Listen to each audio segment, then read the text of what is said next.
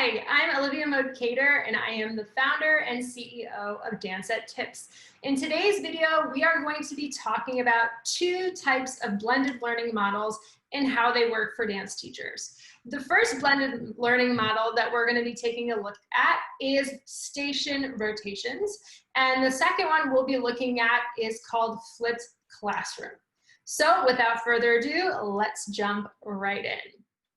Now, station rotations is what it sounds like, right? It sounds very similar to what a lot of elementary classroom teachers do. They create stations around the room, and the students have a certain amount of time at each station, and then they all rotate, okay? With the pandemic and social distancing, thinking of rotation station in that way for dance is just not going to work. But if you rethink it a little bit, which we have, it can actually work for you. So one of the ways we recommend station rotation during the pandemic is actually to have the teacher rotate and the students stay still.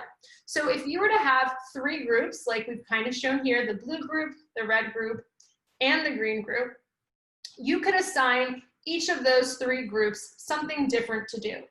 The first group could be learning new choreography, the red group could be reviewing something you did last week, and the green group could be maybe doing conditioning or stretching.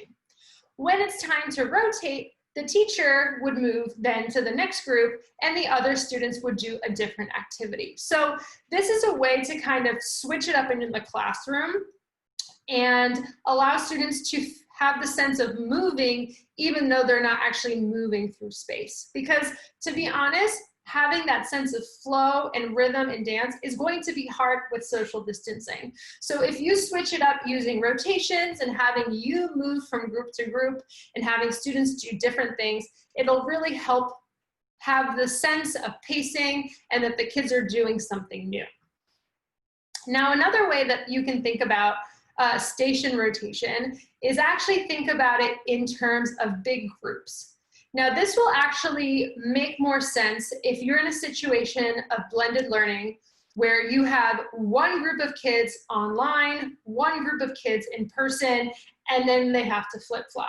I know a lot of teachers are really worried about that idea of having to do both at the same time, but if you think about it in terms of stations, it actually can work. Because you can think of the kids at home learning through Zoom or learning independently online as one station, and you can think of your kids that are in person as another station. And then what do those stations do? They swap, okay? So basically, the lessons or the exercises you create are gonna last you longer because you're doing it with both groups when they switch. So this is a really good way to think about station rotation, especially if you're in that kind of situation where you have some kids online, some kids in person, and maybe some kids on Zoom. The second strategy I want to share with you about blended learning today is called flipped classroom.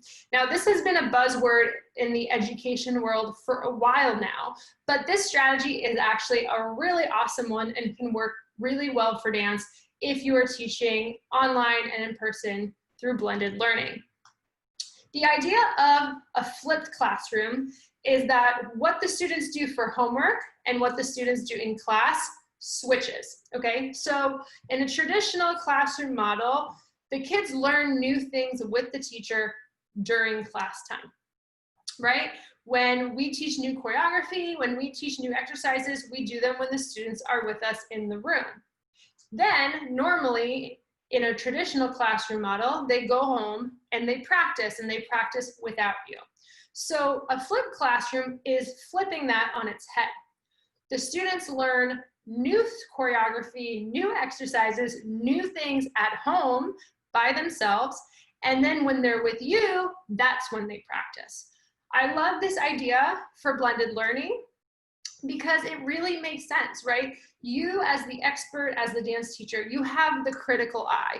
You know technically, choreographically what you're looking for. And so your time is more valuable giving the students feedback and corrections on how to get better versus teaching something new, right? Many of the students, especially with TikTok, they're used to learning choreography from video. So why don't you put the responsibility on them to actually learn the new stuff at home, and then you, the expert, can be giving feedback and making corrections when you have your time together.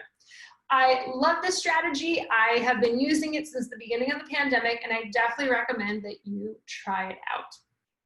Those are our 2 tips for you today for getting back to dance this fall 2020, and I will see you next time.